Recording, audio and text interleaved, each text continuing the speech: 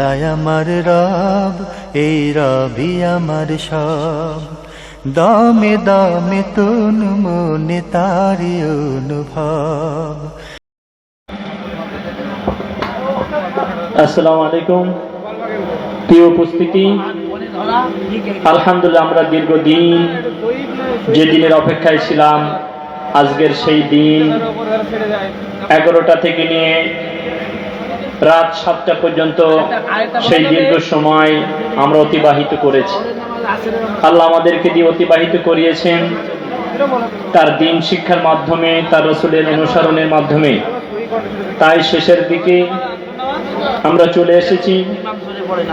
যে কয়েকজন উপস্থিত মুসলমান ভাইরা আছেন, আপনাদের মনে যদি কোনো প্রশ্ন বা জিজ্ঞাসাবাদ থেকে থাকে, আপনারা দ্বিতীয় একটা মাইকের মাধ্যমে প্রশ্ন করে কোরআন সুন্নাহ মোতাবেক উত্তর জেনে দিন বুঝে বাড়িতে গিয়ে সেই মোতাবেক আমল করার চেষ্টা করবেন ইনশাআল্লাহুল আজিজ।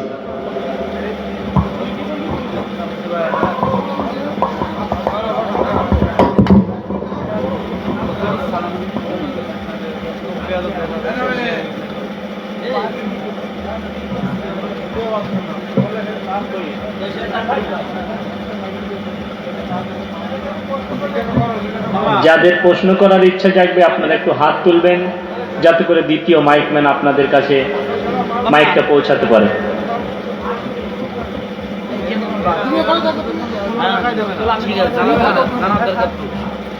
আসসালামু আলাইকুম ওয়া রাহমাতুল্লাহি ওয়া বারাকাতুহু। শাইখের কাছে আমার প্রশ্ন, যে আমরা যে কোনো ইবাদত করতে গেলে, বিশেষ করে সালাত আদায় করতে গেলে নিয়ত পড়ি, অথচ কি হাদিস কোরআনে এমন কোনো দলিল আছে নাকি? আপনি সে ব্যাপারে যে বলবেন, করতে হবে না অন্তরে করতে হবে, এটা নিয়ে আমাদের সমাজে বেশ দ্বিধাদ্বন্দ্ব আছে। ওয়ালাইকুম আসসালাম ওয়া রাহমাতুল্লাহি ওয়া বারাকাতুহু। মাশাআল্লাহ, আলহামদুলিল্লাহ, খুব সুন্দর ভাই প্রশ্ন করেছেন। বিভিন্ন রকম মানুষ বিভিন্ন রকম ভাবে নিয়ত করে থাকে, নাই তো ফাইতো কি কাহাইগুলো বলে ওযু করার সময় বা নামাজের জন্য। দেখুন, নিয়ত মানে হচ্ছে সংকল্প করা। নিয়ত এটা হাদিসে প্রথম যে মানে বুখারী হাদিস, হযরত উমর রাদিয়াল্লাহু তাআলা আনহু থেকে হাদিসটি গরীব হাদিস, মানে একজন রাবী রয়েছেন হাদিস বর্ণনা করতে গিয়ে। সেই হাদিসে বলা হয়েছে ইন্নামাল আ'মালু বিন্নিয়াত, প্রত্যেকটা কাজ নিয়তের উপরে নির্ভর করে।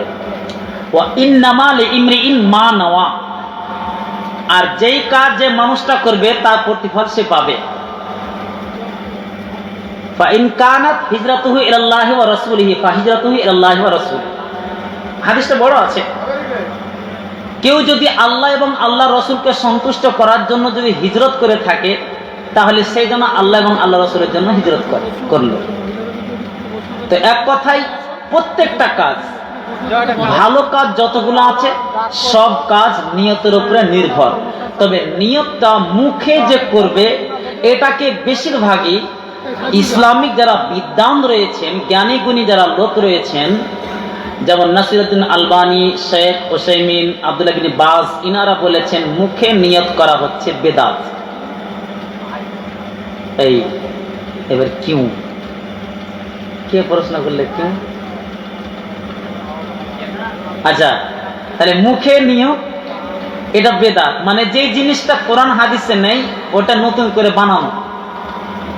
মাটি দেওয়ার সময় দেখি না আমরা কি করি, মাটি দেওয়ার সময় একটা দোয়া পড়ে থাকে, তো ওই সমস্ত দোয়া পড়া কোনো প্রয়োজন নেই। তো নিয়ত এটা আপনার মনে মনে অটোমেটিক হয়ে যাবে। নামাজ পড়তে গেছেন, অটোমেটিক হয়ে গেছে। হ্যাঁ, আমার আর একটা প্রশ্ন, যে বিদাত বলা হয়, বিদাতের সংজ্ঞা অথচ সমাজের সাধারণ মানুষজন, মানে বিশেষ করে আমার কথাই বলি, তো এটা বুঝে আসে না। আপনি যদি একটা ক্লিয়ার করেন আর কি, বিদাত আসলে এটা কি সংজ্ঞা দিয়ে শুনেন। আল্লাহ রাসূল সাল্লাল্লাহু আলাইহি ওয়াসাল্লাম তিনি বলছেন যে লাইসা আমরুনা এমন কোনো কাজ করলো যেই কাজটা আমি বর্ণনা করিনি, ফাহুয়া রদ্দুন, সেই কাজটা প্রত্যাবর্তন করা হবে। তার মানে বিদআত এর আসল অর্থ হচ্ছে যে নতুন, কথা বুঝেছেন, আবিষ্কার করা, যে কোনো কাজ নতুন করা। আমরা জুমাতে খুতবাতে পড়ে থাকি ফা ইন্না খায়রুল হাদিসি কিতাবুল্লাহ ওয়া খায়রুল হাদি হাদি মুহাম্মাদিন সাল্লাল্লাহু আলাইহি ওয়াসাল্লাম। ফা ইন্না খায়রুল হাদিসি কিতাবুল্লাহ, সব থেকে উত্তম কথা হচ্ছে আল্লাহ তাআলার কিতাব, মানে আল্লাহ তাআলার গ্রন্থ আল কোরআন বা আল্লাহ তাআলার কথা। ওয়া খায়রুল হাদি হাদি মুহাম্মাদ সাল্লাল্লাহু আলাইহি ওয়াসাল্লাম, আর সব থেকে উত্তম আদর্শ হচ্ছে হযরত মুহাম্মদ সাল্লাল্লাহু আলাইহি ওয়াসাল্লামের আদর্শ, তরিকা, পদ্ধতি। ওয়া কুল্লু বিদআতিন যালালা, আর প্রত্যেকটা নতুন কাজ হচ্ছে গুমরাহ, পথভ্রষ্ট। ওয়া কুল্লু যালালাতিন ফিন্নার, আর প্রত্যেকটা গুমরাহ, প্রত্যেকটা বিদআত হচ্ছে জাহান্নামে। তো বিদআতের মানে হচ্ছে নতুন করে কোনো জিনিস তৈরি করা যেটা কোরআন এবং হাদিসে কোনো প্রমাণ নেই। আশা করি বুঝতে পেরেছেন, যেটা কোরআন হাদিসে নেই ওটা নতুন করে বানানো, এটা হচ্ছে বিদআত।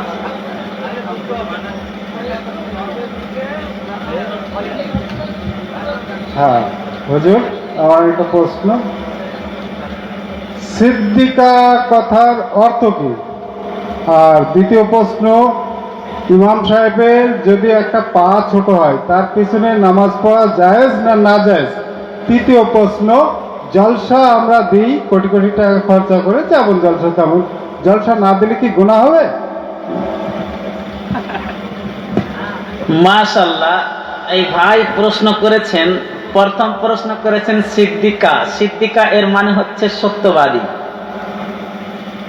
কথা বুঝতে পেরেছেন? সিদ্দিকা মানে সত্যবাদী। আচ্ছা, দ্বিতীয় নম্বর প্রশ্ন কি করলে? দ্বিতীয় নম্বরটা, হ্যাঁ হ্যাঁ, কেউ যদি প্রতিবন্ধী হয়, পা যদি ছোট হয়, হাত যদি ছোট হয়, আর যদি কোনো শরীরে ত্রুটি থাকে, তাহলে ইমামতি করতে পারবে কিনা? এটা ইমামতির জন্য কোনো ক্ষতিকারক জিনিস নয়। ইমামতি করার জন্য যে সমস্ত জিনিসগুলো না হলে পারে ইমামতি হবে না, সেটা ওর মধ্যে পড়ে না। ইমামতি একমাত্র ওই করতে পারবে না যে প্রকাশ্যভাবে শিরিক বেদাত করে, এমনকি ফাসেকও যদি হয় ইমামতি করতে পারবে। আপনারা জানেন আব্দুল্লাহ বিন উম্মে মাকতুম 2 চোখের অন্ধ ছিলেন, সাহাবী, তিনিও ইমামতি করেছেন। তার মানে কেউ যদি পা ছোট থাকে, অন্ধ থাকে, অপারেশন করা থাকে, আর কিছু থাকে, এইগুলো ইমামতি করতে পারবে না এটা কথা নয়, ইমামতি করতে পারবে, এটা ইমামতিতে কোনো গুনাহ হবে না, পাপ হবে না। 3 নম্বর প্রশ্ন করেছিলেন, জালসা যদি না করি তো গুনাহ হবে কিনা? না ভাই, জালসা না করলে গুনাহ হবে না, ঠিক আছে? জালসা যদি আপনি না করেন তা আপনি পাপী হবেন না, গুনাহ হবেন না। তবে ইসলামের কাজ আমাদেরকে পৌঁছে দিতে হবে, এটা নবীর দায়িত্ব, এটা নবী সাল্লামের রিসালাত। এই রিসালাতটা আমাদের ঘরে ঘরে পৌঁছে দেওয়ার দায়িত্ব আমাদের। তো আমরা যদি রিসালাত না পৌঁছাই অবশ্যই গুনাহগার হব।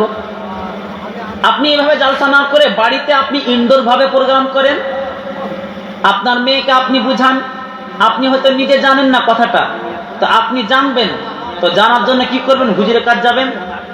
তো দেখা গেল যে একটা ছোট করে প্রোগ্রাম রেখে দিলেন, তো জানাটা এটা আমাদের জন্য জরুরি, না জানলে পাপ হবে। দেখা গেল যে স্বামী স্ত্রী মিলন হয়েছে, কিভাবে গোসল করব, কি করতে হবে না হবে, যেরকম গোসল করি সাধারণ গোসল করে নিলাম, তার মানে জানা নেই যে ফরজ গোসল কোনটা বলে। তো এই জিনিসগুলো কোথায় থেকে পাবো? নিজে তো কোনোদিন পড়বো না, ওই জন্য আলেমদের কাছ থেকে পাওয়া যাবে। তো জালসা না করলে পাপ নেই, তবে জানতে হবে আমাদের ইসলামটাকে, কথা বুঝে গেল? আসসালামু আলাইকুম আর রাহমাতুল্লাহি ওয়া বারাকাতুহু। শেখ, আমার একটা প্রশ্ন ছিল। প্রশ্নটা হলো, যে মাটি দেওয়া দোয়া যেটা আমরা পড়ে থাকি সেটা কি কোরআন সুন্নাহর আলো ওটা কি সঠিক হয় নাকি ওটা ভুল? শুনেন, আমি একটু আগে বললাম যে আমরা মাটি দেওয়ার সময় যে দোয়াটা পড়ে থাকি, দোয়াটা কি স্যার? মিনহা খালাকনাকুম ওয়া ফিহা নুঈদুকুম ওয়া মিনহা নুখরিজুকুম তারাতান উখরা। এই যে শব্দ মানে আয়াতটা যে পড়া, এটা কোরআনের আয়াত ভাই, কথা বুঝেছেন? এটা হচ্ছে কোরআনের আয়াত। আর কোরআনের আয়াত এটা আল্লাহ তাআলা বলছেন যে আমি তোমাকে মাটি থেকে তৈরি করেছি, এটা আল্লাহ বলছে। আমি তোমাকে মাটি থেকে তৈরি করেছি, আবার আমি তোমাকে মাটির ভিতরে নিয়ে যাব। সুম্মা নুঈদুকুম মানে হচ্ছে আবার তোমাকে আমি নিয়ে যাব। সুম্মা নুখরিজুকুম আবার আমি তোমাকে মাটি থেকে উঠাবো, কখন? তারাতান উখরা, দ্বিতীয়বার। তার মানে আল্লাহ এখানে বলছে যে আমি তোমাকে সৃষ্টি করলাম মাটি থেকে, আবার আমি তোমাকে মাটিতে নিয়ে যাব, আবার যখন কিয়ামত হবে আমি তোমাকে মাটি থেকে উঠাবো, পুনরুত্থান উঠানো হবে। তো এটা আল্লাহ তাআলা বলেছেন। এই জিনিসগুলো কোনো হাদিস থেকে প্রমাণ পাওয়া যাবে না, তবে আপনি যেটা সঠিক হাদিস অনুযায়ী বিসমিল্লাহ বলে মাটি দিবেন, কথা বুঝেছেন? বিসমিল্লাহ বলে 3 খাবল মাটি দিয়ে দিবেন। আসসালামু আলাইকুম ওয়া রাহমাতুল্লাহি ওয়া বারাকাতুহু। শেখ সাহেব, আমরা বিভিন্ন মসজিদে যখন নামাজ পড়তে যাই জুম্মার দিন বিশেষ করে, তো আমরা দেখি জুম্মাতে 3 খুতবা দেয়।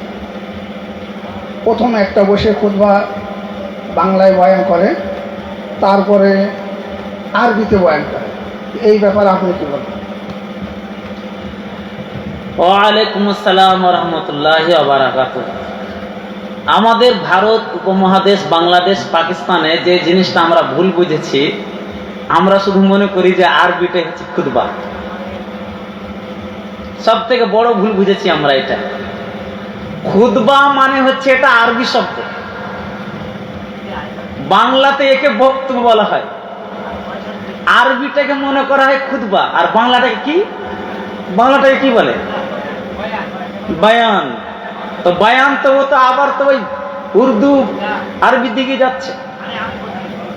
শুনেন, এই আপনি কথা বলবেন। তো খুতবা এটা আরবিতেই হচ্ছে, যেটা আমরা বাংলাতে দিই একই বলা হয় খুতবা। দ্বিতীয় খুতবা দেওয়ার হুকুম আছে, তৃতীয় খুতবা দেওয়া হুকুম না, এটা ইখতিলাফি মাসলা, কথা বুঝেছেন? এই নিয়ে বা আগে বলা হয়েছে যে এখানে বিতর্কিত মশলা যেন না দেওয়া হয়, সমস্যা আপনাদের হতে পারে। তো আশা করি ওইগুলো প্রশ্ন উঠাবেন না, আমি হয়তো বলে যাব, আপনাদের উপরে একটু সমস্যা আসতে পারে। তো জেনে রাখতে হবে যে খুতবা হচ্ছে বাংলাটা পুরোটাই, আরবি বাংলা দুটা মিলিয়ে খুতবা।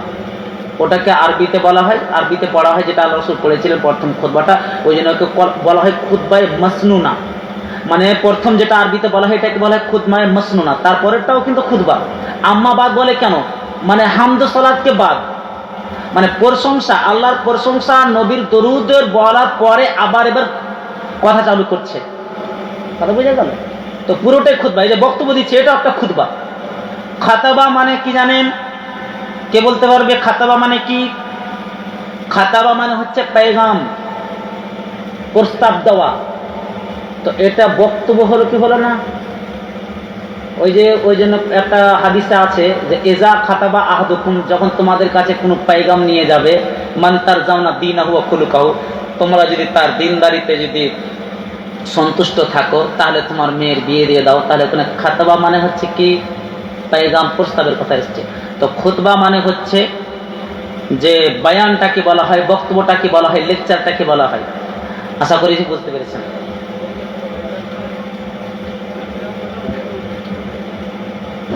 আসসালামু আলাইকুম ওয়া রাহমাতুল্লাহি ওয়া বারাকাতুহু। আচ্ছা শেখ সাহেব, আপনি আমার একটা প্রশ্ন উত্তর দেবেন যে দুটো, যে জহরের নামাজ আর আসরের নামাজ ইমাম সাহেব আসতে পড়ে এইটে, যেটা আমার যদি ভুল হয় ক্ষমা করবেন। আর একটা নিয়াদ বাদে, নিয়াদ মেয়ে আমরা জানি মা বোনেরা বাঁধে বুকে, ছোটোবেলাতে দেখে আসি। আবার এখন আমরা তো শুনছি যে হাত ছেড়ে দিলে আমরা এখানে বাঁধি। তা আপনি বলেন কোনটা আমাদের ঠিক ও বেঠিক? মাশাআল্লাহ, আলহামদুলিল্লাহ, জাযাকাল্লাহ খায়ের। প্রথম প্রশ্ন ভাই জানতে চেয়েছেন যে জোহর এবং আসর এই যে সেররি নামাজ গোপনীয়ভাবে কেরাত এটা পড়া হয় কেন? এক নম্বর প্রশ্ন হচ্ছে যে এটা নবীর সুন্নাত, প্রথমে কথা রাখেন। এবার বলবেন যে সুন্নাত, তাও তো বুঝতে পারলাম না কেন। তো যখন আল্লাহ রসুল কোরআন তেলাওয়াত করছিলেন তো মুশরিকেরা কোরআনের ব্যাপারে অনেক রকম মন্তব্য করত দিনের বেলাতে, যাতে করে মুশরিকেরা বেধর্মীরা কোরআনটাকে বা আল্লাহকে গালি না দেয়। ওই জন্যে দিনের বেলা কোরআনটাকে কি করা হয়েছে, জোহর এবং আসর নামাজকে সেররি করা হয়েছে। আপনি জোরে জোরে যদি কেরাত পড়েন ওরা তো তখন বুঝতে পারত, তো গালি দিত কোরআনকে, অনেক রকম মন্তব্য করত, ওই জন্য ওটাকে সেররি নামাজ করা হয়েছে। আর রাত্রিগুলোকে তখন জেহরি করা হয়েছে। আর 3 নম্বর প্রশ্ন হচ্ছে, 2 নম্বর প্রশ্ন হচ্ছে কি বললে ওটা? নিয়াত নিয়াত নিয়াত নয়, নিয়াত নয়, হাত বাঁধা, বুকে হাত বাঁধা। হ্যাঁ, ছেলে এবং মেয়েদের একই কিন্তু নামাজের সিস্টেম। ভাগ যে করবে এই কিন্তু সমস্যা পাকাবে, মানে ফিতনা তৈরি করে। যে ছেলে মেয়ের মধ্যে পার্থক্য করবে এ নবীকে ভালোবাসে না, এই ঝগড়া লাগাতে চায় সমাজে। আল্লাহ রসুল সাল্লাল্লাহু আলাইহি সাল্লাম তিনি বলছেন যে ছেলে এবং মেয়ের একই হুকুম। মেয়েরাও যে মানে হাত বাঁধে বুকে, ছেলেরাও বুকে হাত বাঁধবে। খোজাইমাতে এসছে বুকে হাত বাঁধার কথা, বুখারীতে এসছে পেটে হাত বাঁধার কথা। খোজাইমাতে যেটা এসছে যে আলা সদরিহি, সিনার ওপরে, আর বুখারীতে হাতের উপরে হাত, জেরাউন মানে হচ্ছে হাত, হাতের উপরে হাতের কথা এসছে, দুটোই করতে পারা যাবে। পার্থক্য কিন্তু আল্লাহ রসুল করেনি। ইন্নাল মুসলিমিন ওয়াল মুসলিমাত এরকম ভাবে যে আয়াতটা আছে দেখবেন, মেয়েদের ছেলেদের একই নেকির কথা বলা হয়েছে। আশা করি বুঝতে পেরেছেন তো। ছেলে মেয়ের একসাথে হাত বাঁধতে হবে এক জায়গাতে। শর্ট করেন, শর্ট করেন। আসসালামু আলাইকুম হুজুর, আমাদের এলাকায় যে কবর দেওয়ার পরে 4 জন 4 কর্নারে দাঁড়িয়ে 4 কুল ভরবে। 4 কুল ভরার পরে 4টে খেজুর গাছের পাতা পুঁতে দেবে। তো এই 4 কুলটা কোথার থেকে, আর এই পাতাই বা কোথার থেকে এলো? পাতা নাই, আমি জানি যে কোথার থেকে এলো। আপনাদের ওই এই মানে এই সমস্ত জিনিসগুলো চালু আছে, আমাদের দিকে এগুলো কোনো উল্লেখই নেই, মানে কোনোদিন আমরা দেখিও নি যে এরকম ভাবে হয় কি, বুঝেছেন কিনা। তো এই সমস্ত যত জিনিস আছে এগুলো সব বেদাতের মধ্যে পড়ছে। আপনি যাবেন কবর জিয়ারত করতে, কবর জিয়ারত করতে গেলে পারে ওখানে কি জন্য বলা হয়েছে জানেন? কবর জিয়ারত যাতে করে মৃত্যুর স্মরণ আসে, মৃত্যুর স্মরণ আসে, ওই জন্য আমরা কবর জিয়ারত করতে যাই। আপনি কবর জিয়ারত করতে যাবেন, একটা দোয়া আছে কবরস্থানে প্রবেশ করার, আসসালামু আলাইকুম ইয়া আলা দিয়ারে। তো এই যে দোয়াটা আছে, দোয়াটা পড়বেন। আর যদি বাইরে থেকে যদি করেন তাও হবে। প্রথমে সূরা ফাতিহা পড়বেন, তারপরে দরুদে ইব্রাহিম পড়বেন, তারপরে যেটা আছে আল্লাহুম্মা গফির লি হাইয়িনা ওয়া মাইয়িতিনা শাহিদানা, এবার বাংলাতে যা কিছু বলতে পারেন সমস্যা নেই, এইভাবে দোয়া করবেন। আর খেজুরের গাছ কি বলে আমি ওইগুলো সমস্ত জানি না, এগুলো হচ্ছে বেদাতি মানে তরিকা পদ্ধতি, ওই সমস্ত জিনিস থেকে বর্জন থাকতে হবে। আসসালামু আলাইকুম সাহেব, আমার একটা জামাইয়ের প্রশ্ন ছিল যে এখানে জামাইয়ের পক্ষ থেকে আমি একটা প্রশ্ন করব।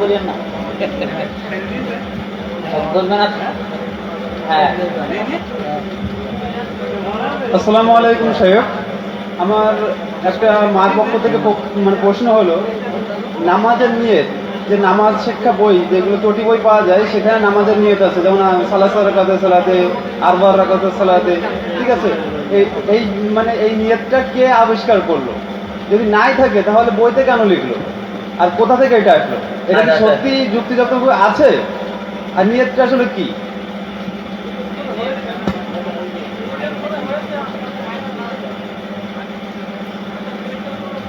আমার মা বোনদের বলছি, চটি বই যারা তৈরি করেছে এরা ব্যবসার জন্য তৈরি করেছে। চটি যে সমস্ত বইগুলো আছে এরা ব্যবসার জন্য। দ্বিতীয় নম্বর কথা, আপনি কোনো জিনিস আরবিতে দেখলে বাংলাতে দেখলে যে আমল করতে শুরু করে দেবেন এটা না, যাচাই বাছাই করতে হবে। কোরআনে সূরা নাহলে আল্লাহ তাআলা বলেছেন ফাসআলু আহলা যিকরি ইন কুনতুম লা তা'লামুন বিল বায়িনাতি ওয়াজ জুবুর। তোমরা পরিচিত মানুষের কাছে, জানা মানুষের কাছে জেনে নাও, ডকুমেন্টস প্রমাণ সহকারে, দলিল সহকারে। তো আপনি যখন যে দোয়াটা দেখছেন যে এরকম ভাবে আরবিতে লেখা আছে খুব লম্বা চওড়া কিন্তু কোনো রেফারেন্স নেই, ওটা আপনি মানতে পারবেন না, গ্রহণযোগ্য করবেন না। যখন দেখবেন যে এর একটা রেফারেন্স দেওয়া আছে, বুখারী এত নম্বর হাদিস, এত নম্বর পৃষ্ঠা, বা মুসলিম, আবু দাউদ, এই যে এরকমভাবে একটা হাদিস লিখেছে, হাদিস নম্বর দিয়েছে, তখন আপনি কোনো হাদিসের বইয়ে যাবেন, সার্চ করবেন, যদি পেলেন মাশাআল্লাহ, যদি না পান তাহলে আমল করতে হবে না। মিলছে না যখন অন্য কাউকে জিজ্ঞাসা করবেন।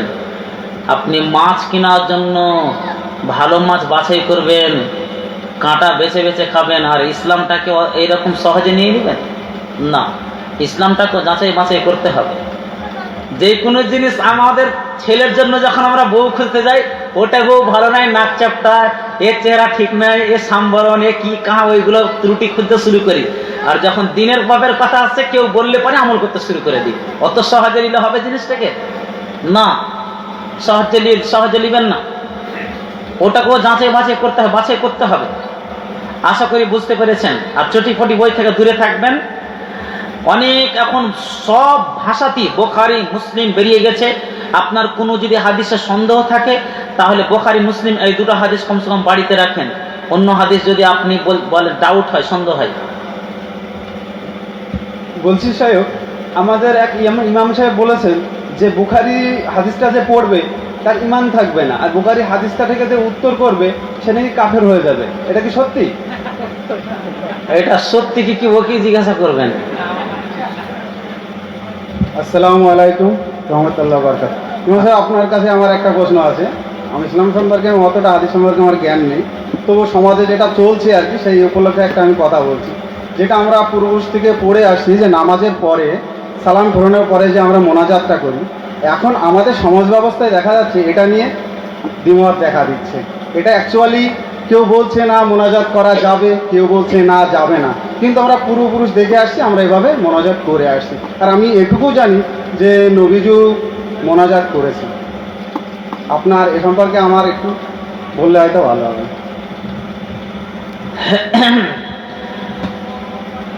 শুনেন, এটা একটা বিরাট লম্বা বিষয়। এই দোয়ার ব্যাপারে মতবিত্ত আছে, জিনিসটা এখনো সংশোধন হয়নি।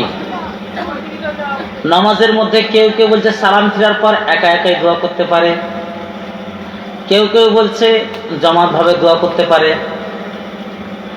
আবার কেউ কেউ বলছে দোয়া করাই যাবে না, পুরোটাই বিদআত। তো দেখুন, আল্লাহ তাআলা কোরআনে ওই কথাটাই বলছে যে ইয়া আইয়ুহাল্লাযিনা আমানু, হে বিশ্বাসীগণ, ঈমানদারগণ, তোমরা শোনো, আতিউল্লাহ ওয়া আতিউর রাসূল, তোমরা আল্লাহ এবং আল্লাহর রাসূলের অনুসরণ করো। ফাইন তানাযাতুম ফি শাই ফারুদ্দুহু ইলাল্লাহি ওয়া রাসূলি, তোমাদের মধ্যে যখন ঝগড়া ফাসাদ বিভেদ সৃষ্টি হয়ে যাবে তখন তোমরা কোরআন হাদিসের দিকে প্রত্যাবর্তন করো, কোরআন হাদিসের দিকে তোমরা ফিরে যাও। মানুষ কোরআন হাদিসের দিকে ফেরে না। আল্লাহ রসুল কোনো দিন ফরজ নামাজ শেষ করার পরে হাত তুলে সাহাবীদের নিয়ে দোয়া করেননি, এরকম আমরা হাদিসে পাইনি। যারা করছে তাদের প্রশ্ন করবেন যে আপনি কোথায় পেয়েছেন। যারা করছে তাদের বলবেন যে আপনি কোথায় পেয়েছেন, আমরা দেখব। তাহলে আমি সেই প্রশ্নটাই করতে চাই। আমাদের এটা নিয়ে সমাজ ব্যবস্থায় ভালো একটা দিগন্ত চলছে। আর যদি শুনুন, আর আমি মোটামুটি চেন্নাই, দিল্লি, ব্যাঙ্গালোর প্রচুর জায়গায় গিয়েছি, যেটুকু পেরেছি নামাজ হয়তো পড়েছি, কিন্তু আমি দেখেছি সালাম ফেরানোর পরে অবশ্যই মোনাজাত করা হয়। তারা বলতে চাচ্ছি তারা ভুল নামাজ পড়াচ্ছে না, আমাদের বর্তমান সমাজে কিছু লোক মানে কিছু মানে আমাদের এই হাদিসটাকে বিকৃত করার চেষ্টা করে নিজেদের মধ্যে অশান্তি তৈরি করার সৃষ্টি করছে। আমি এটাই আপনার কাছে প্রশ্ন। শুনেন, বিভ্রান্ত করতে চাই না কেউ, তবে যারা মুসাল্লি আছে সাধারণত এরাই বেশি বিভ্রান্তি সৃষ্টি করছে। কেন জানেন? আমি তো আগে বললাম যে কোনো কথা জানার আগে প্রমাণ নেবেন। ওই লোকটা যে দোয়া করছে, তো আমার তো জানার দরকার আছে যে আপনি কোথা থেকে পেয়েছেন। ভাই যদি না দিতে পারে, ও যদি প্রমাণ না দিতে পারে, তখন বলবেন যে আপনি কেন জিনিসটা করছেন। আমরা কথা তুলছি না এই ব্যাপারে। ও যে দোয়া করছে ইয়া আরহামার রাহিমিন বলে ছেড়ে দিলে, কি বলে না বলে কে জানে। কেউ সালাম ফিরার আগেই, সালাম ফিরার পরে এতগুলো জিকির আজগার আছে, মোটামুটি নাই করে 16টা জিকির আজগার আছে। কোনদিন পড়েছেন? 16টা, আরো বেশি জিকির আজগার আছে সালাম ফিরার পরে। তো সালাম ফিরার পরে মিনিমাম 10 মিনিট জিকির আজগার আছে। সালাম ফিরার পরে পরে তো হাত উঠিয়ে বসে থাকে। কত সুন্দর আল্লাহ রাসূল শিক্ষা দিয়েছে, আল্লাহু আকবার, আস্তাগফিরুল্লাহ আস্তাগফিরুল্লাহ আস্তাগফিরুল্লাহ, আল্লাহুম্মা আনতা আসসালামু মিনকা আসসালামু তাবারাকতা ইয়া যাল জালালি ওয়াল ইকরাম, লা ইলাহা ইল্লাল্লাহু ওয়াহদাহু লা শারীকা লাহু লাহুল মুলকু ওয়া লাহুল হামদু ওয়া আলা কুল্লি শাইইন কাদির। আল্লাহুম্মা ইন্নী আলা যিকরিকা ওয়া শুকরিকা ওয়া হুসনি ইবাদাতিকা। আল্লাহুম্মা লা মানিআ লিমা আতাইতা ওয়া লা মুতিআ লিমা মানাতা ওয়া লা ইয়ানফা'ু যাল জাদ্দি মিনকা জাদ্দু। রাযীতু বিল্লাহি রাব্বান ওয়া বিল ইসলামি দীনান ওয়া বি মুহাম্মাদিন নাবিয়্যা। আল্লাহুম্মা ইন্নী আউযু বিকা মিনাল জুবনি ওয়া আউযু বিকা মিনাল বুখলি ওয়া আউযু বিকা মিন আযালিল উমুরি ওয়া আউযু বিকা মিন ফিতনাতিদ দুনিয়া ওয়া আযাবিল কবর। আল্লাহুম্মা ইন্নী আউযু বিকা মিনাল হাম্মি ওয়াল হুজনি ওয়াল আযাজি ওয়াল কাসলি ওয়াল বুখলি ওয়াল জুবনি ওয়া যালাতি ওয়া গারবাতির রিজাল। সুবহানাল্লাহি ওয়া বিহামদিহি আদাদা খালকিহি ওয়া রিদা নাফসিহি ওয়া জান্নাতা আরশিহি ওয়া মিদাদা কালিমাতিহি। আল্লাহুম্মা ইন্নী আসআলুকাল হুদা ওয়াত তুকা ওয়াল আফাফা ওয়াল গিনা। আল্লাহুম্মা ইন্নী আসআলুকাল হুদা, আল্লাহুম্মা ইন্নী আসআলুকাল জান্নাহ ওয়া আযরি মিনান নার। তারপরে আছে আপনার আয়াতুল কুরসি, তারপরে তাসবিহ রয়েছে, আল্লাহুম্মা কফিনি বিহালালিকা, শেষের দিকে নাস, ফালাক, ইখলাস রয়েছে। এতগুলো দোয়া আছে আর আপনি আর রহমান রহিম বলে ছেড়ে দিলেন। আরে দোয়া তো আমরা করছি না, দোয়া মোনাজাতের থেকে তো এটাই মেন জিনিস। কোন জায়গাতে আছে হাত তুলে দোয়া করতে হবে, এগুলোই তো দোয়া। আপনি শুরু করেছেন কোথায় থেকে? পেশাব পায়খানা থেকে শুরু করেছেন, একবারে নামাজ সালাম ফিরার শেষ পর্যন্ত সবই তো দোয়া, সবই দোয়া। তার মানে আপনি বলতে চাচ্ছেন যে যে দোয়াটা করানো হয় কোনো মসজিদে ইমাম সাহেব করান, সেটা কি তিনি ভুল করান না সঠিক করান? শুনেন, না না, আপনার উত্তর দিতে হবে। মানে সে আমাকে ভুল শিক্ষা দিচ্ছে না সঠিক শিক্ষা দিচ্ছে? সে যদি ভুল শিক্ষা দেয় তাহলে তার থেকে আমার বিরত থাকতে হবে। যে সঠিক শিক্ষা দেয় তাহলে সেটাকে আমার মেনে চলতে হবে। সেটা সেটা আপনাকে বলতে হবে। আপনি আমার কথাটা বুঝতে পারছেন না। আপনি ওকে ঠান্ডা মেজাজে বলবেন যে ভাই আপনি যে দোয়াটা করছেন তো কোথায় থেকে করছেন, এটা আপনাকে বলা দরকার আছে। আমার প্রয়োজন পড়ে না এটাতে। আমি যদি বলি যে এটা বেদাত, তখন ও বলবে যে আমি অন্য জায়গায়, ও তো মানে কোনো জায়গা থেকে পেয়েছে বলে পড়ছে নাকি। তো ওর কাছ থেকে আপনাকে জানতে হবে যে আপনি কোথায় থেকে পেয়েছেন। ও যদি দেখাতে পারে তাহলে পারে, ঠিক আছে। আর যদি না দেখাতে পারে, যেই লোকটা দোয়া করছে ও যদি দেখাতে পারে কোনো সঠিক হাদিস, আমি নিজে দোয়া করবো, এত লোকের সামনে বলছি, এটা প্রমাণ আমি দিলাম। ও যদি দেখাতে পারে যে এটা বুখারী, মুসলিম, আবু দাউদ, নাসাই, তিরমিজি, ইবনে মাজাহ, মুসনাদ বাজ্জাহ, যতগুলো হাদিসের বই রয়েছে, গ্রন্থ রয়েছে, সহিহ হাদিস থেকে যদি প্রমাণ করতে পারে যে ফরজ নামাজ পরে দোয়া করতে হবে, তাহলে এত লোকের সামনে লাইভ হচ্ছে আমি বলছি যে আমি নিজে দোয়া করব। আর যদি না দেখাতে পারে তাহলে ওকে দোয়া বাদ দিতে হবে। কথা বুঝতে পারলেন? তার মানে দোয়া হাত তুলেন নেই, এগুলো ইখতিলাফি মাসলা। আমি বলেছি তো দূরে থাকবেন এগুলো থেকে, ওটা ওর কাছ থেকেই জানতে হবে। হ্যাঁ আছে, আমি কয়েকটা বলে দিই। যেমন আমি বলে দিই আপনাকে, বৃষ্টি যদি না হয়, অনাবৃষ্টি, কাহাত সালি, ওই সময়তে আমার দিকে তাকান, জমত সহকারে হাত তুলে দোয়া করা যাবে। কথা বুঝেছেন? আরাফার ময়দানে হাত তুলে দোয়া করা যাবে। কুনুতে রাতে বা, কুনুত দেখেছেন তো? ওই যে যেটা আমরা এসে পড়ি কুনুতে নাজেলা, কুনুতে নাজেলা, কুনুতে রাতে বা, দুটো থেকে হাত তুলে দোয়া করা যায়। রুকুর আগে যদি আপনি কুনুত পড়েন তাহলে হাত তুলতে হবে না, রুকুর পরে যদি পড়েন তাহলে হাত তুলে দোয়া করতে হবে। দোয়া হাত তুলে করতেই হবে যদি আপনি রুকুর পরে করেন। কথা বোঝা গেল? কোন সংকট এসছে, বালা মুসিবত এসছে, তখন ফারমাইশি যদি এরকম ভাবে দোয়া যদি হয় যে একই টার্গেট সবারই, একই টার্গেট, কোন একটা বড় মহামারী এসছে, তখন ইমাম সাহেবকে বুঝিয়ে বলবেন যে আমরা সকলে আসি আল্লাহর কাছে প্রার্থনা করি। এরকম অবস্থাতে দোয়া করা যেতে পারে। আরো অনেক দিক রয়েছে, ইস্তিসকার নামাজ যেমন সূর্যগ্রহণের ক্ষেত্রে। কথা বোঝা গেল? বুঝতে পেরেছেন? অনেক জায়গাতে আছে দোয়া করা।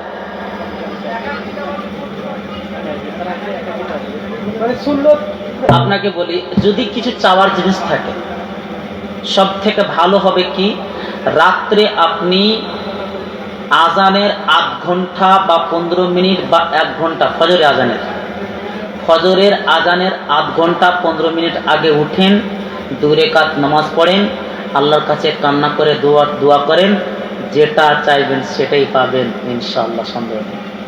আল্লাহ রাসূল নিজে বলেছেন যে কোনো ব্যক্তি যদি রাতে ঘুম ভেঙে গিয়েছে, তারানের আল্লাহ, রাত্রে করট নিতে গিয়ে ঘুম ভেঙে গিয়েছে, উঠেন, ওযু করেন, তারপরে 2 রাকাত নামাজ পড়ে আল্লাহর কাছে চান, অবশ্যই আল্লাহ তাআলা আপনাকে দিবে। আর দিনের বেলা দোয়া করলে অত মনোযোগ আসে না, একাই একাই আল্লাহকে স্মরণ করবেন।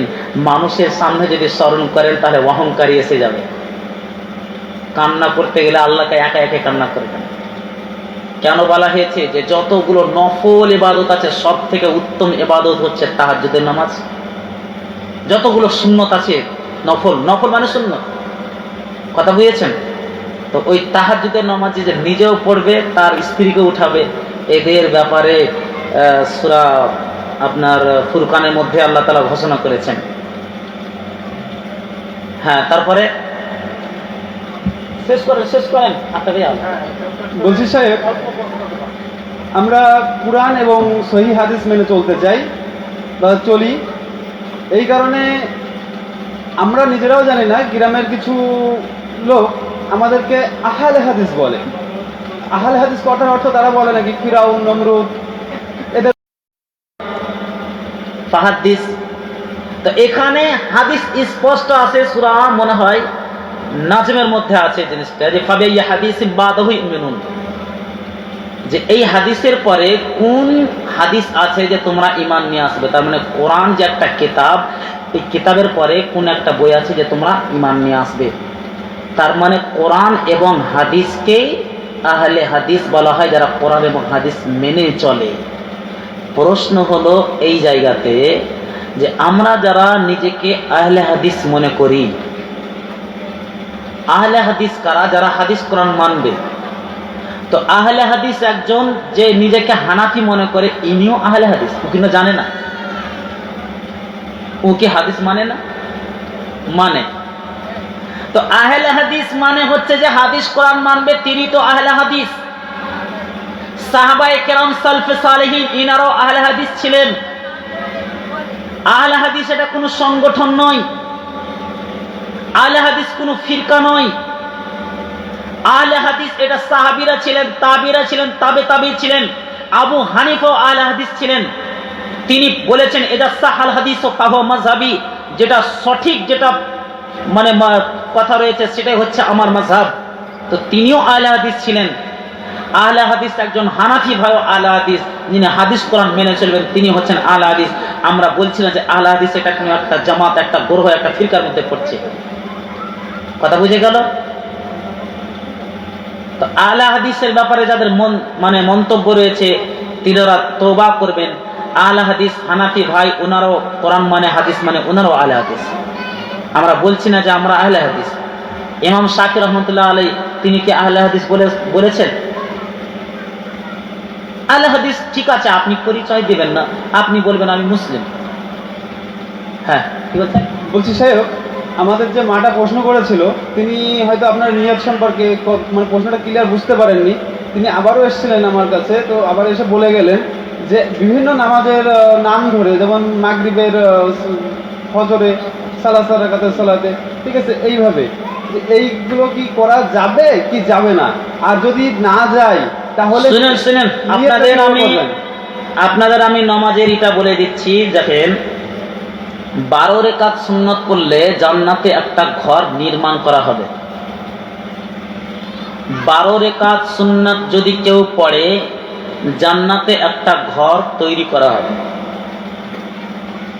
আরবা রাকাতিন কাবলা যুহরে ওয়া বাদা যুহর, যেই ব্যক্তি জোহরের, আমাদেরকে শুনেন, জোহরের নমাজের আগে 4 রেকাত, জোহর নমাজ অর্থাৎ ফরজ নমাজ পরে 4 রেকাত, 8 রেকাত যে নমাজ পড়বে, হারামাল্লাহু আলাইহিন নার, আল্লাহ তাআলা তার জন্য জাহান্নামের আগুন হারাম করে দিবেন।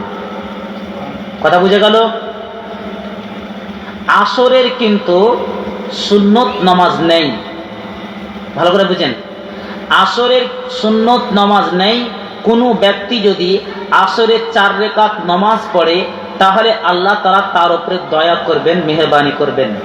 সময় থাকলে পারে মাগরিবের আগে সুন্নত পড়তে পারেন,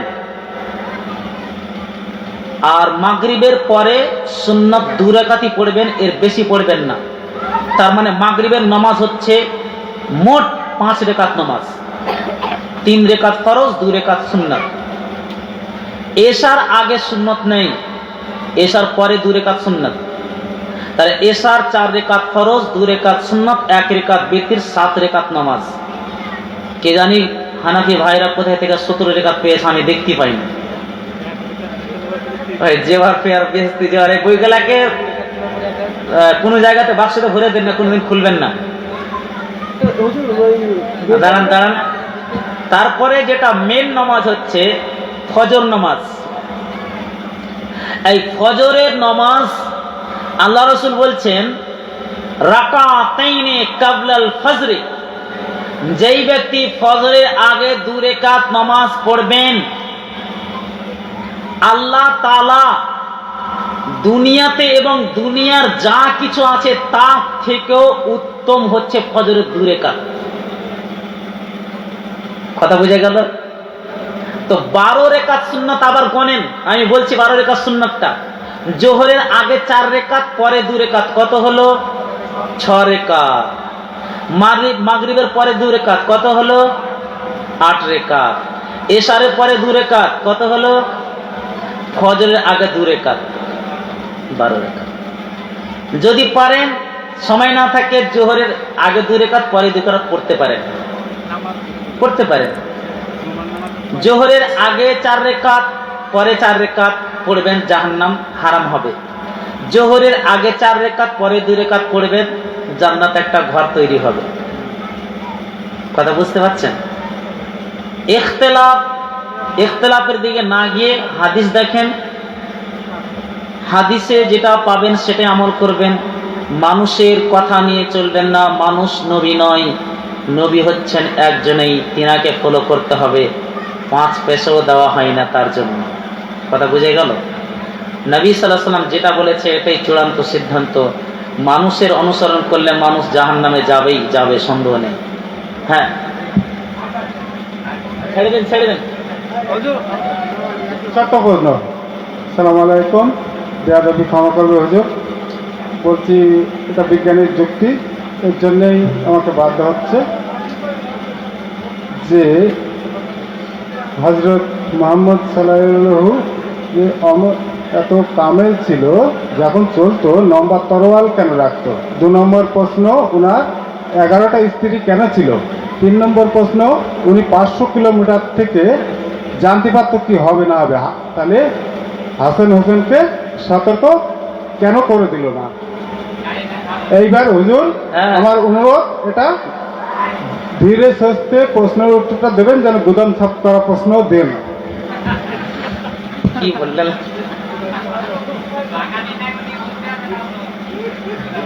আপনার এত প্রশ্ন কেন? আপনি 6টা প্রশ্ন করা হয় কেন? এইভাবে প্রশ্ন করলে হয়? একজনকে একটা সুযোগ দিবেন। আচ্ছা, প্রথম প্রশ্ন কি ছিল? তালওয়ার তিনি সবসময় নিয়ে বেড়ান কেন? এটাই তো নাকি? হজরত মোহাম্মদ সাল্লাম যে অত কামেল ছিল, চলার পথে লম্বা তরোয়াল কেন রাখতো? ওনাকে 11টা স্ত্রী কেন ছিল? 500 কিলোমিটার থেকে উনি সবকিছু বুঝতে পারতো। তা হাসান হোসেন যখন শহীদ হলো কারবালার ময়দানে, তখন উনি সতর্ক কেন করলো না?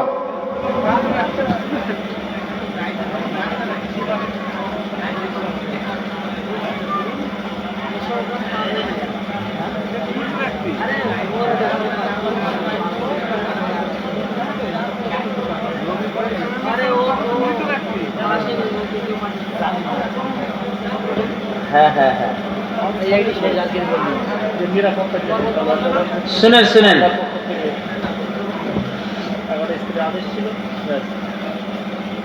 তালোয়ার যে সবসময় নিয়ে থাকতেন এইরকম কিন্তু আমরা হাদিস পাইনি। কথা বুঝেছেন? তালোয়ার যে সবসময় নিয়ে থাকতেন এরকম হাদিস পাইনি। আপনি কোথায় থেকে পেয়েছেন বলেন দেখি? আচ্ছা আচ্ছা, ঠিক আছে। আর যদিও তিনি সময় রাখতেন তালোয়ারটা সেফটির জন্য রাখতেন, যেমন আপনারা একটা হাদিস পড়েছেন, কিন্তু আছে মনে হয় হাদিসটা ইখতিলাফ আছে, যে একবার তিনি গাছে শুয়েছিলেন, গাছের নিচে তালোয়ার ছিল, একজন বেদুইন মুশরিক আল্লাহ রসুলের তালোয়ার নিয়ে অপেক্ষা করছে কখন ঘুম ভাঙবে। দিয়ে যখন ঘুম ভেঙেছে তখন বলছে মাই আমনে কামিন্নি, আমার হাত থেকে তোমাকে কে বাঁচায়? ওই মুশরিকটা বলছে। তখন বলছেন যে আল্লাহ, থরথর করে হাত কাঁপতে লাগলো, তালোয়ার জমিনে ছুঁড়ে পড়ে গেল। আল্লাহ সব তালোয়ার উঠেলেন, উঠার বলছে তোমাকে কে বাঁচাবে বলো? তখন বলছে যে আমি তো ওরকম আল্লাহর উপরে ঈমান রাখি না, আপনি যদি দয়া করেন তাহলে পরে। তো তিনি বদলালেননি, শেষের দিকে মুসলিম হয়ে গেছিলেন। এরকম আমরা কিন্তু হাদিসের বইয়ে পাইনি, এটা আমরাও শুনেছি, পড়েছি। কথা বুঝেছেন? হ্যাঁ, এগুলা হেকায়ত বই একটা ফার্সি আছে, ওই বইগুলোতে বর্ণনা করা হয়েছে। আর আল্লাহ রসুল যদিও তালোয়ার তিনি রাখতেন একটা সেফটির জন্য রাখতেন, কখন কোন জায়গাতে যুদ্ধ অর্ডার হয়ে যাবে, হুকুম হয়ে যাবে। কথা বুঝে গেল? আর 11টা স্ত্রী, এটা আল্লাহ তাআলার অনুমতিতে। কথা বুঝেছেন? তিনি আল্লাহর অনুমতি ছাড়া কোনো কাজ একা একাই করেন। আর যতগুলো স্ত্রী ছিলেন, একটা স্ত্রী বাদে সবই বিধবা ছিলেন। তার মানে সব এগুলো আল্লাহর আদেশ, আল্লাহর হুকুম। নিজে থেকে তিনি কিছু করেননি, সব আল্লাহ হুকুম দিয়েছেন। বুঝে গেল? এটা আল্লাহর হুকুম। তৃতীয় নম্বর, 500 মিটার থেকে জানতে পারতো। ও আলিমুল গায়ব, নাউযুবিল্লাহ মিন যালিক। আল্লাহ রাসূল কোনো কথা তিনি জানতেন না, ফেরেশতা জিবরাইল আলাইহিস সালাম জানিয়ে দিতেন সব। কথা বুঝেছেন? আচ্ছা, ও আপনার বলে আপনার জানা ছিল এগুলো? যাক, অনেকখানি পর্যন্ত নাম না।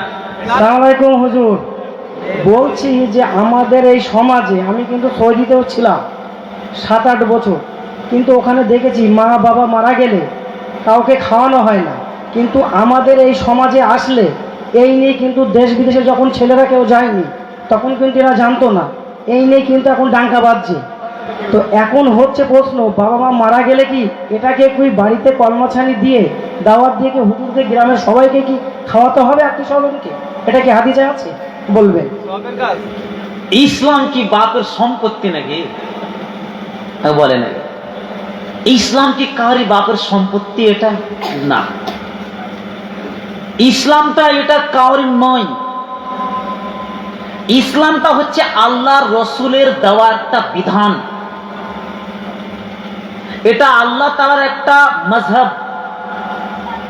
এখানে শুধু একজনের কথা শুনবে, একজনের কথা চলবে, যার নাম হচ্ছে মুহাম্মদ সাল্লাল্লাহু আলাইহি ওয়াসাল্লাম। বাকি আমারও কথা চলবে না, কোনো আউলিয়ার কথা চলবে না, আর কাউরি কথা চলবে না। তো শুনেন, মৃত্যুর পরে বাবা মা মারা যাক, আত্মীয় স্বজন যদি মারা যায়, যে কেউ মারা যায় না কেন, মরা বাড়িতে খাবার তৈরি, শুনেন, মরা বাড়িতে খাবার তৈরি করাটাই হচ্ছে হারাম, নিষেধ। কথা বুঝে গেল? মৃত্যু বাড়িতে একটা দুঃখজনক ভাব থাকবে, তো এখানে আনন্দ কোথায় থেকে আসবে? ওই বাড়িতে আবার ভোজ কেন হবে? ওই বাড়িতে কেন খাবার সিস্টেম হবে? 1 নম্বর, মা বাপ মারা গিয়েছে, আপনি ওর জন্য 4 দিন পর খাবার দিবেন, 1 মাস পর খাবার দিবেন। খাবার দিলে নাকি রুহগুলো দূর হয়ে যায়, আক্রমণ করে না, জিনের ছায়া থাকে না, এই সমস্ত জিনিসগুলো ভুল। আপনার মা মারা গেছে, দান খায়রাত করেন, বাস। আশা করি বুঝতে পেরেছেন।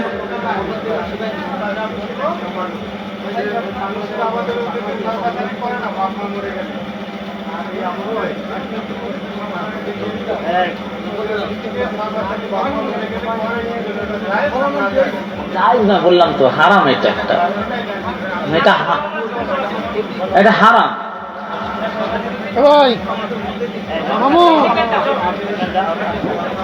আল্লাহ তাআলা আমাদের সকলকে বুঝার থেকে আমল করার তৌফিক দান করেন। দোয়া পড়েন।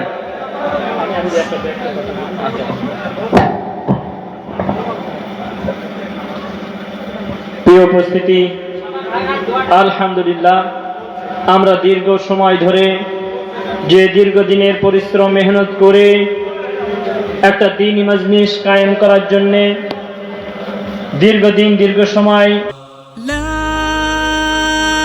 ইলাহা ইল্লাল্লাহ